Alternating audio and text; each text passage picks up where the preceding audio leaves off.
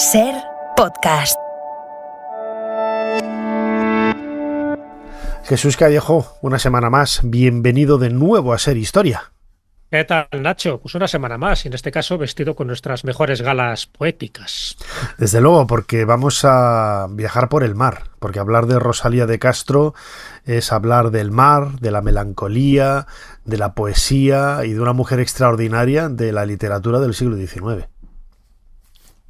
Así es. Estamos hablando de una mujer que no vivió mucho porque era una mujer enfermiza, ¿no? Vivió hasta los 48 años, pero sí que dejó una huella en las letras gallegas y, por supuesto, en las letras españolas. De hecho, está considerada una de las grandes artífices del resurgimiento gallego, ¿no? Junto con Eduardo Pondal, junto con Curro Riquer. Pero es cierto que la lengua gallega, escribir en aquella época, pues no estaba bien visto, pero no estaba bien visto incluso por los propios gallegos, ¿no? Hubo lo que se llama los siglos oscuros, que fue del siglo XV, donde la lengua gallega pues prácticamente no se utilizaba como vehículo de expresión social y cultural, ¿no? Estaba un poco marginada. Bueno, pues es Rosalía de Castro cuando empieza, ¿no?, a utilizar esta lengua, tanto en poesía como en novela, porque ella tiene distintas obras por las que es conocida. Posiblemente la más conocida sea Cantares gallegos, pero también acuérdate de Follas Novas, Hojas Nuevas, o La hija del Sar. Ya tenía por entonces 22 años, se dedica a su esposo, a Manuel Murguía, que fue el creador de la Real Academia Gallega. En fin, tiene también otra gran obra que es A las orillas del Sar. Y de hecho, el Día de las Letras Gallegas es un día que se crea desde 1963, o sea que no es tan antiguo, pero la Real Academia Gallega homenajea de esta forma a los escritores en idioma gallego. Y ese día es el 17 de mayo. El 17 de mayo es justo cuando se publica la obra Cantares gallegos en 1863. Y por lo tanto es un día festivo. Como ves, siempre hay muchas conmemoraciones y actos que tienen que ver con Rosalía de Castro, incluidas hasta más de 300 calles en toda España que el nombre de Rosalía de Castro. Así que, como ves, un personaje crucial en ese postromanticismo de la época. No se la consideran algunos romántica. Yo creo que no, ya fue romántica, igual que pasó con Becker, que por cierto se llegaron a conocer muy poco, porque le conoce justo el año que se va a morir Becker, pero tuvieron también una pequeña relación de amistad. Muy bien, Jesús Callejo, crononauta. Tenemos aquí el teclado de nuestra máquina del tiempo. ¿Cuál es la fecha que nos propones esta semana para viajar al pasado o al futuro? No lo sabemos, para conocer más detalles de la vida de Rosalía de Castro. Pues la fecha es el 2 de marzo de 1856.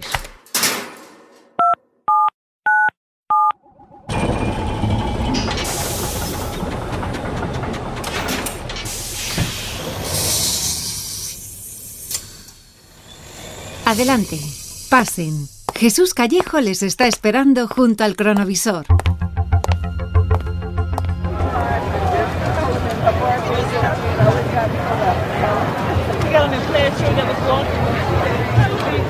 Bueno, Jesús, menudo jolgorio. Aquí están comiendo pulpo y pimientos de Padrón, ¿eh? Unos pican y otros no. Y lo que surja. Lo que surja, claro que sí. ¿Dónde estamos? ¿Qué fiesta es esta? Como ves, te he traído un banquete, no cualquier banquete, ya sabes que, en fin, siempre te acontecimientos bélicos, con defunciones o con situaciones dramáticas. En este caso es un banquete, aunque no terminó muy bien, que digamos, ¿no? Estamos hablando del banquete de Consum, ¿vale? El banquete de Consum, llamado, bueno, es un lugar en Galicia, por supuesto, dentro del municipio de Santiago de Compostela, La Coruña. Y este lugar incluso a día de hoy todavía hay especulaciones cuál fue el lugar exacto donde se celebra esta comida, este banquete. Cuidado, no es un banquete cualquiera, es un banquete de confraternidad entre obreros, artesanos y estudiantes. A ver, en aquella época, fíjate que estamos hablando de la mitad del siglo XIX en Galicia. En aquella época las clases sociales estaban más pronunciadas que ahora y los estudiantes, sobre todo los que estudiaban en Santiago de Compostela, en la universidad, eran gente de clase alta y dentro de esas por decir, brechas sociales, como se diría ahora, ¿no?, que tenían los obreros y los estudiantes, o la gente rica y la gente pobre, pues no se les ocurre otra cosa a estos estudiantes que hacer este banquete donde ellos, vestidos de frac, son los camareros que sirven a los obreros y a los artesanos la comida y la bebida. Es decir, como que cambian el papel, cambian los roles. Bueno, pues esto te puedes imaginar, esto nada a la alta clase, a la burguesía, porque dice, bueno, ¿qué es esto? Es una especie de burla que queréis aquí.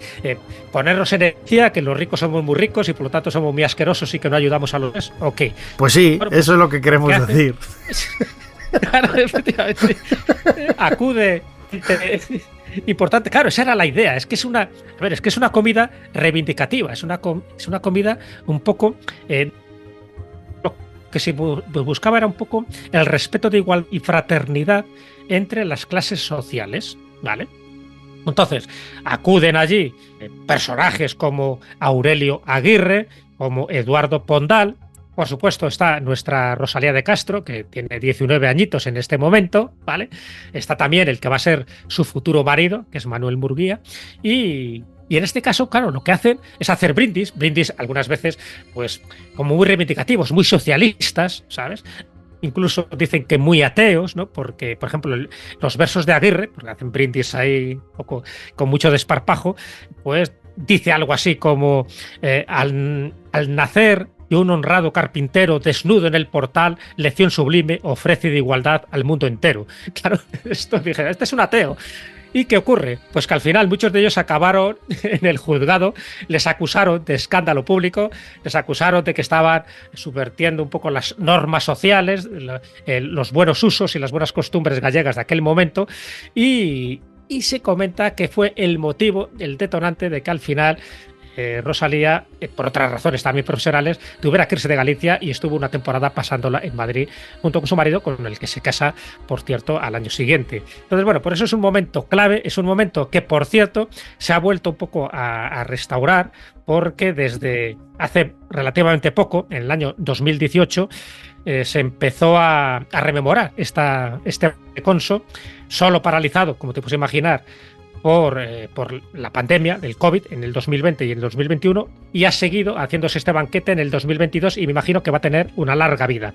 Fue un momento clave de reivindicación social donde a algunos les costó un disgusto, algunos días de cárcel y algunas multas, pero Rosalía de Castro salía de rositas porque era en este momento una simple espectadora.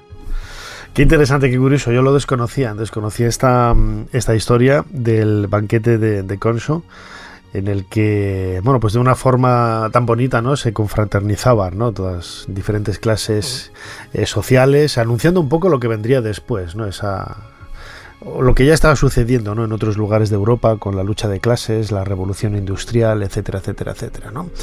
Pero bueno, en el caso de Rosalía de Castro, lo comentabas antes, estamos a mediados del siglo XIX, es ya el post-romanticismo, pero yo no sé si marcaría huella en ella ese romanticismo, porque ella siempre se caracterizó, lo comentábamos antes a micrófono cerrado, ¿no? Ella era bastante tristona, muy melancólica, hace referencias quizás que se van un poco, ¿no? A ver, la poesía romántica tampoco es de fiesta, ¿eh? Tampoco vamos aquí a decir que sea la alegría de la huerta, pero no sé, que en el caso de Rosalía de Castro esa melancolía quizás es aún mayor, quizás también por las propias experiencias vitales, ¿no?, que ella tuvo que vivir siendo niña, ¿no?, en su infancia. Sí, totalmente, incluso es un nacimiento. Ella fue hija natural de un sacerdote, o sea que ya con eso, que lo mantuvo en secreto durante muchísimo tiempo, claro, pero ella fue hija de un sacerdote, de José Martínez Biojo, el capellán de la iglesia de Iria Flavia, y de María Teresa de la Cruz Castro, que por entonces una mujer soltera de 32 años, de una familia hidalga, pero venida menos, ¿no?, que ya no tenía suficientes bienes como para mantener esa hidalguía de la época. Se libró de ir a la esclusa gracias a que la adoptó su madrina, y su madre al final la reconoce como hija natural, fíjate, en un documento encontrado en el 2021, ¿no? Y bueno, pues eso hizo que durante un tiempo viviera con su madre, pero no demasiado, ¿no? Porque, claro, ese desarraigo social que ya tuvo desde el principio, donde el sacerdote, su padre, pues pasó de ella, delegó la tutela a sus hermanas Teresa y María Josefa, hasta que su madre se hizo cargo de ella. Pero se hizo cargo también durante un tiempo. Entonces, ya empezando con este nacimiento, con estas circunstancias sociales y familiares, ya te puedes imaginar que no la esperaba, ¿no?, grandes alegrías. Si a eso le sumas, pues, en fin, distintos achaques, distintas enfermedades que ya tuvo a lo largo de su vida, pues es lo que la convierte en una persona con una alta hiperactividad. De hecho, ahora a lo mejor sería diagnosticada PAS, es decir, como persona de alta sensibilidad, que hace que las emociones, ¿no? las produzcan de una forma como mucho más intensa, y ese pesimismo congénito que tuvo a lo largo de toda su vida. De hecho, era tan enfermiza que a su médico, que era el catedrático Massimino Teijeiro, le dedicó un libro, uno de sus libros, y la dedicatoria le ponía "de tu eterna enferma". Eso yo creo que indica bastante, ¿no?, que ella misma se sentía así. De hecho, en las cartas que mandaba a su marido, a Manel Murguía, que también daría para un cronovisor, pues le va contando un poco sus continuas dolencias. Y es algo, ella reconoce en estas cartas, es algo que la impedía mantener una actitud positiva, ¿sabes? Una actitud alegre ante la vida. Entonces ella lo reconocía, y evidentemente en sus poemas pues se refleja todas esas circunstancias. Así que es verdad que es un poco la mujer de la melancolía, y esa mujer donde por muchas circunstancias, incluso propia familia, ella tuvo 7 hijos, ni más ni menos. De hecho, uno de ellos, Valentina, murió nada más nacer, y otro, Adriano Honorato, murió a los 19 meses por una caída de una mesa. Entonces, claro, ya con estas circunstancias te puedes imaginar que su vida no era demasiado alegre. Se refugió mucho en su marido, que la apoyó muchísimo, ¿no? A pesar de que evidentemente ya sus dimes y diretes y también sus crisis matrimoniales, pero la apoyó porque Manel Murguía, aparte de ser el creador de la Real Academia Gallega, era un archivero, era historiador, era polígrafo, era periodista, y fue el autor de una historia de Galicia, y fue también el autor del diccionario de escritores gallegos. Por lo tanto, le sirvió para meterla muchísimo en los ambientes y sociales de la época. Rosalía es una mujer que yo creo que tiene una mala experiencia de infancia. Las fases de infancia famosas de Freud, digamos que le fueron adversas por su biografía, su nacimiento irregular y su alejamiento de la madre. En Rosalía creo que tiene ese sentido oceánico que habla Freud, tomado de un sabio indio, que tenemos muchos, ese sentimiento oceánico que nos invade un océano y que nos anegamos en él. Morir en el mar tampoco es tan desgraciado, porque dicen que el primer navegante es la muerte, fue la muerte históricamente, incluso cuando metían un tronco a los difuntos, y un tronco vacío, y iba por el río abajo hacia el mar, ¿no? Entonces, en ese sentido creo que es una nostalgia del útero materno, del líquido amniótico, del paraíso perdido. Jamás podré olvidar las imágenes de los desamparados atunes, solos sobre la arena. Las olas pasaban casi rozando su cuerpo y volvían a retirarse hacia su centro sin prestarles a su paso la vida que le pedían, con su mirada apagada y turbia. Una vez me acerqué al grupo de curiosos que siempre observaban cómo descuartizaban a los desgraciados animales. Nunca se cansaban de mirar aquel triste espectáculo. Recuerdo que busqué la mirada de desaprobación de mi madre, pero Teresa estaba lejos, ajena a cuanto sucedía en la playa. A veces estaba tan triste que me asustaba. Rosalía quiso que creciera sin el cariño de unos padres. A mí, al menos, me dio el consuelo de su cariño, pero a Teresa no. Las únicas caricias que conoció antes que las mías fueron las de un marido que la abandonó. Sé tan poco de Rosalía, la mujer que nos pensó, aunque parece evidente su preocupación por los niños abandonados. Tal vez por ello nos colocó a nosotras en esa situación. Nos utilizó para expresar lo que pensaba de aquellos inocentes seres y así poder escribir. Escuchábamos un fragmento del documental de televisión española de la serie de televisión Mujeres en la Historia, de mi buena amiga María Teresa Álvarez, dedicado precisamente a Rosalía de Castro, ¿no? Feminista en la sombra, decía, ¿no? El título de este documental. Jesús, escuchábamos ahora, ¿no? Precisamente redundando un poco lo que decíamos antes, ¿no? Ese aspecto más pesimista, más melancólico, que también podríamos, los que vivimos fuera de Galicia y pensamos, Galicia, es que está siempre lloviendo, es que está siempre nublado, es que tiene menos luz que otros lugares, ¿no? Te puedes acostumbrar perfectamente, ¿no? Esto no tiene por qué indicar que haya más pesimismo mismo, ¿no? Pero bueno, son elementos que suman, ¿no? Sobre todo por esa experiencia vital desde el nacimiento tan dura, ¿no? De no tener realmente una familia, ¿no? Unos padres en los que acogerse, en los que verse querido, etcétera. Todo ello marcó, ¿no? Sin lugar a dudas, el carácter y la obra de Rosalía de Castro, nuestra protagonista, que sabemos que empezó a escribir, intuimos, como, bueno, desde una época muy, muy joven, seguramente para intentar explicar, ¿no?, las circunstancias que le rodeaban o intentar buscar una respuesta a todos esos problemas que la acuciaban, ¿no? Sí, sí, está claro. Ya sabes que cada uno escribe de aquello que te motiva o de aquello que estás padeciendo. De hecho, los poetas, como el caso de Rosalía de Castro, muchas de las inspiraciones vienen a veces por tragedias, ¿no? Por tragedias familiares, por crisis espirituales. Entonces, cuando la inspiración parece que fluye, ¿no?, con más velocidad. Es el Rosalía de Castro, también su obsesión por el mar, ¿no?, como su novela, la primera novela, La hija del mar. En fin, todo ese tipo de cosas, claro que condicionaron su vida y su obra, sin ninguna duda. De hecho, analizando un poco esa vida que te comentaba yo de enfermiza, incluso un doctor tan eminente como fue Juan Roz Carballo comentaba que padecía el complejo de Polícrates. El complejo de Polícrates es una especie de enfermedad psíquica que provoca que seas casi siempre infeliz, pero porque te llegan momentos de alegría, cuando has cumplido tus máximas aspiraciones, te entra un poco como esa cosa de ¿y si ahora me viene una desgracia? Entonces nunca llegas a disfrutar de los éxitos, nunca llegas a ser feliz del todo, ¿no? Comentaba Roz Carballo, es que no era feliz, Roz Castro, porque presentía que a una dicha grande le iba a suceder lo contrario, en breve, ¿sabes? Que una dicha inesperada, al final dice que tenía una nueva tormenta. Los versos que expresó también Rosalía de Castro. Incluso esto también lo dice Murguía en el prólogo a Las orillas del Sar. También habla un poco de esta sensación de eterna tristeza que invadía a Rosalía de Castro. Entonces, que lo dijera también su propio marido, pues te puedes imaginar. De hecho, una de las frases, por ejemplo, que hizo uno de sus coetáneos, que era Curros Enríquez, digo que Curros Enríquez fue también uno de los que forman parte de ese resurgimiento gallego, comenta de Rosalía, y dice: Rosalía es Galicia, que pasa rumiendo su tristeza de siglos.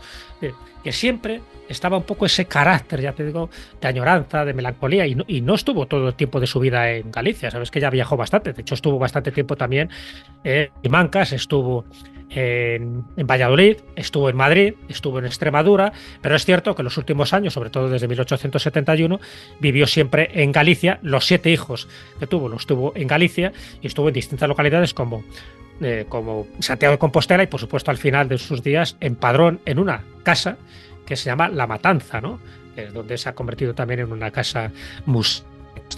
Así que, claro, con eso pues te puedes imaginar que quedaba expresado en sus obras, tanto en sus poesías como en sus novelas, que son menos conocidas. Pero también una de las cosas que tú decías al principio, a Rosalía de Castro se la reivindica por ser la primera mujer que escribió sobre el pensamiento feminista en Galicia. Lo hace en una de sus obras, en Lieders, y lo hace también en una pequeña novela que se llama El caballero de las botas azules. Entonces, bueno, pues también eso es algo que ha servido un poco para reivindicarla y para, entre otras cosas, también que apareciera en un billete de 500 pesetas, en el reverso de 500 pesetas, que junto con Isabel la Católica, por cierto, son los 2 personajes históricos femeninos que han aparecido en un billete de España a lo largo de toda la historia de España, de los billetes, que casi siempre eran o figuras alegóricas o figuras mitológicas o hombres. Pero las 2 únicas mujeres eran Isabel la Católica y, como no, Rosalía de Castro.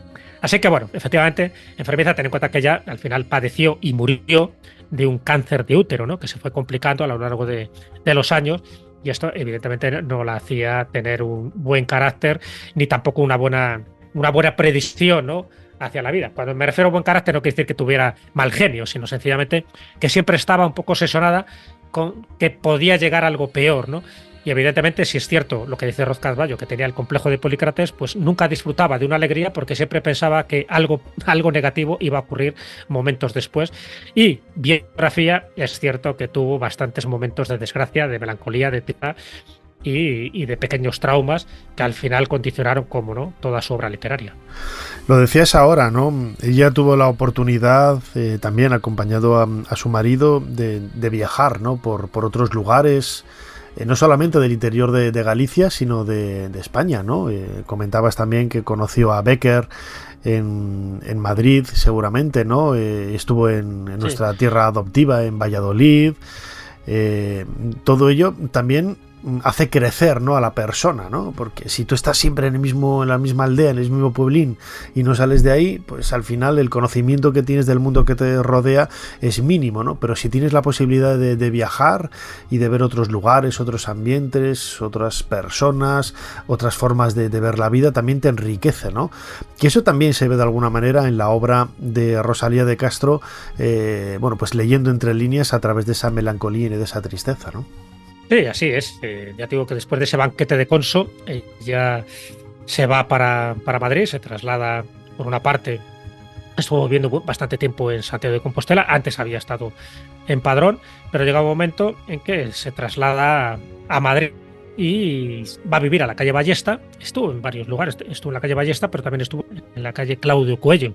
Justo en la calle Claudio Cuello es donde también tenía su Gustavo Adolfo Bécquer. Digo, se conocen en 1870. Espera, me has dejado de piedra.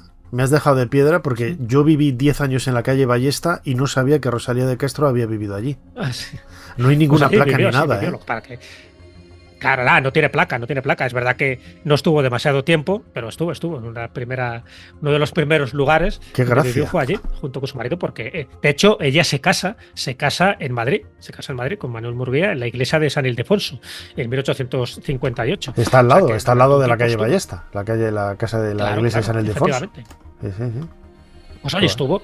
De hecho, cuando llega la Revolución de la Gloriosa, cuando exilian a Isabel II, estamos hablando del año 1868, a Murguía, a su marido, que él era secretario de la Junta de Santiago en aquella época, le nombran ni más ni menos que director del archivo de Simancas. Entonces, allá que va. Pero claro, no solo está en Simancas, sino también está en Valladolid. Durante un tiempo, eran 2 años. Pues digo que luego en 1870 está en Madrid, pero al año siguiente, en 1871, es cuando ya va a Galicia. Ella siente nostalgia por su tierra, por su familia, y ya desde entonces allí hasta su muerte, ¿no? Hasta 1885, que muere con esos 48 años y muere de ese cáncer de útero que la amargó durante esos últimos años.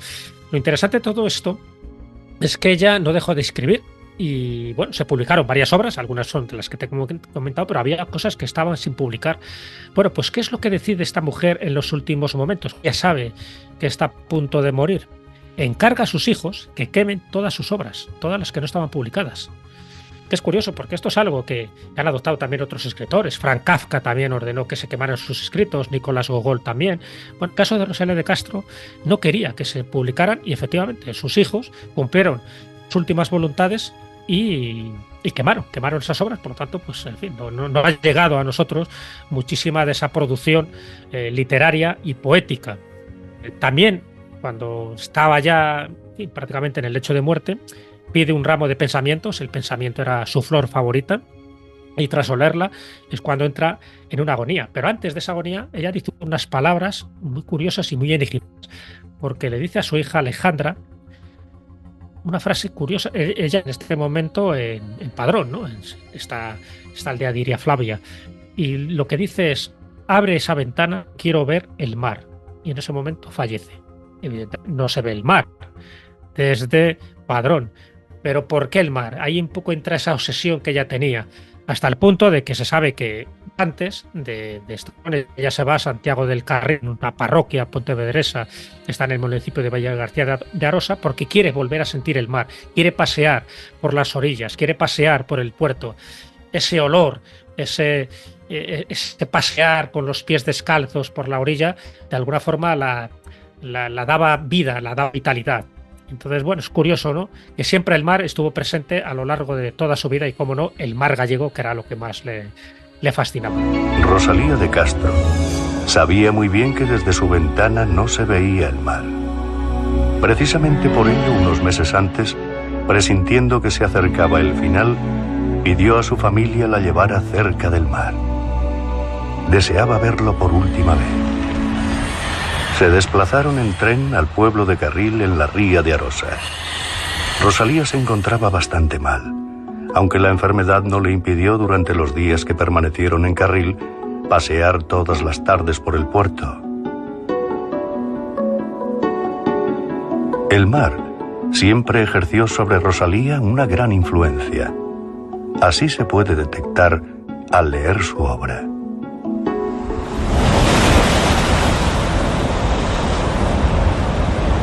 El mar que ruge a mis pies me muestra su blanca espuma, semejando lecho de descoloridas flores azotadas por el vendaval.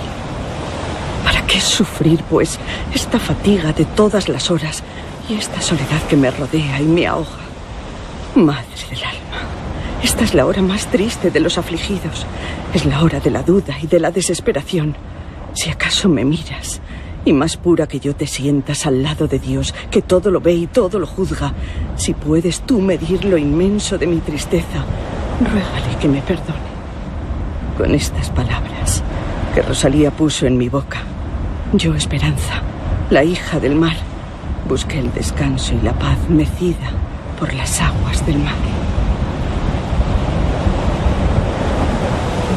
El significado del mar en la primera novela de Rosalía de Castro, publicada en Vigo en 1859, La hija del mar, ha sido profundamente estudiado y las interpretaciones suelen ser bastante diversas.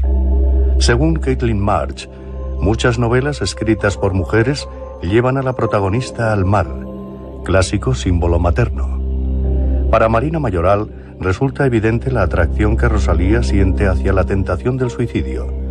Tentación que se hacía especialmente aguda ante el mar, que aparecía a sus ojos como el lecho ideal donde descansar de las fatigas de una existencia dolorosa.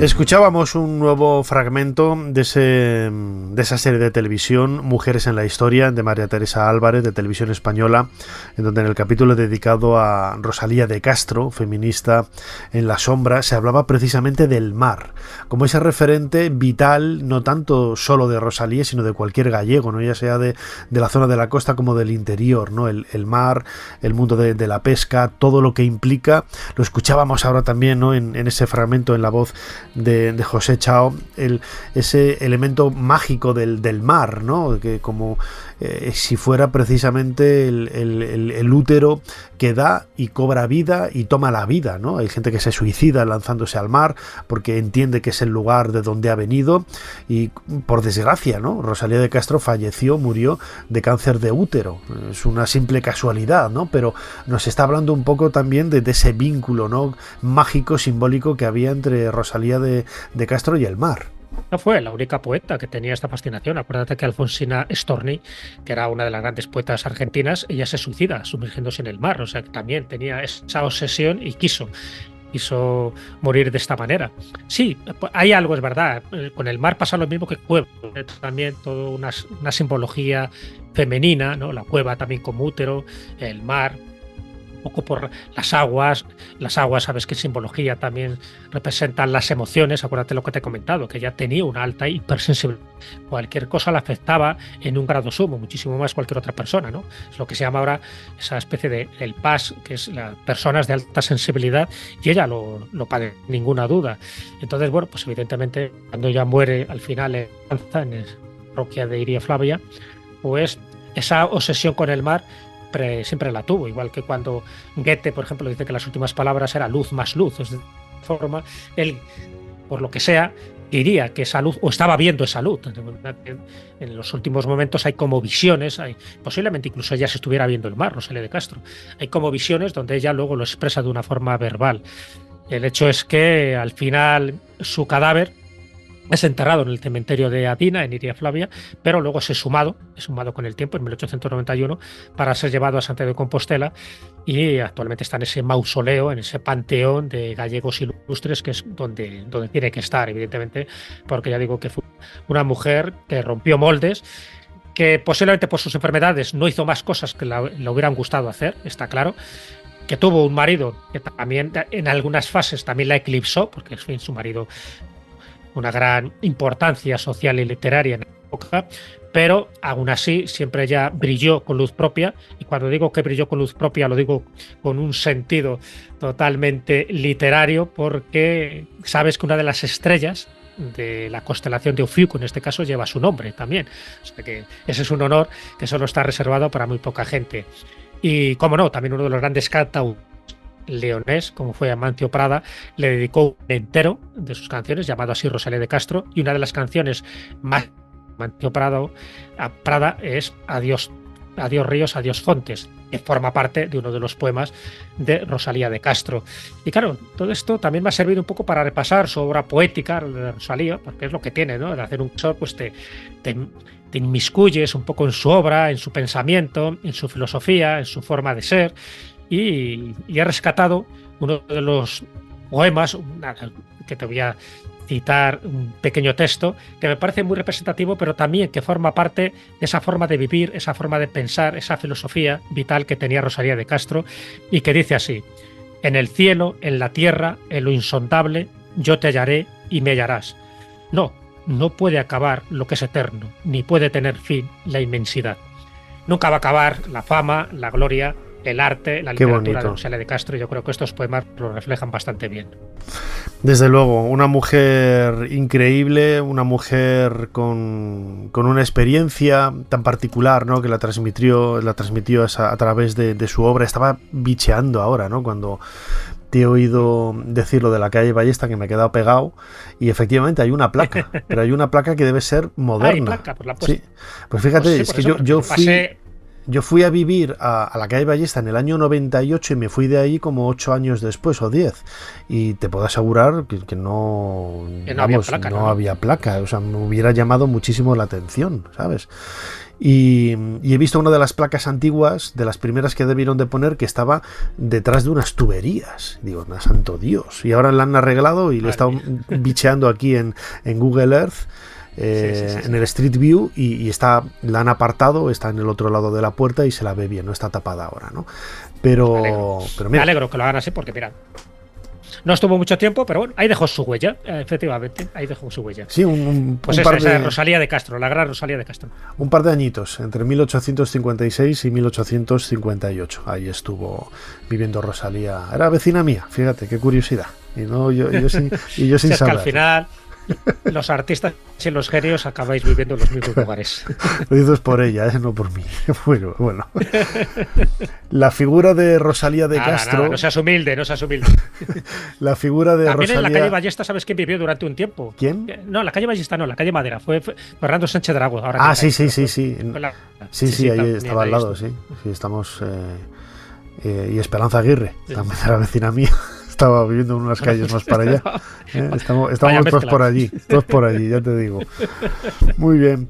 La figura de Rosalía de Castro es una de las más emblemáticas de la historia de España, de la historia de la literatura, de la historia del romanticismo, de la historia de la mujer y del hombre, ¿no? Porque somos exactamente lo mismo. Y a ella hemos querido dedicar este cronovisor aquí en Ser Historia, junto con nuestro crononauta Jesús Callejo. Jesús, como siempre, muchísimas gracias una vez más por habernos ayudado a hacer un poquito más de historia.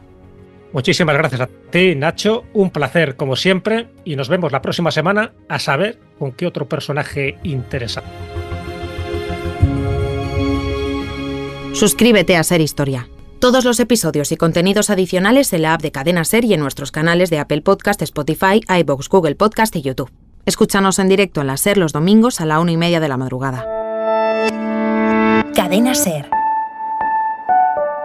La radio.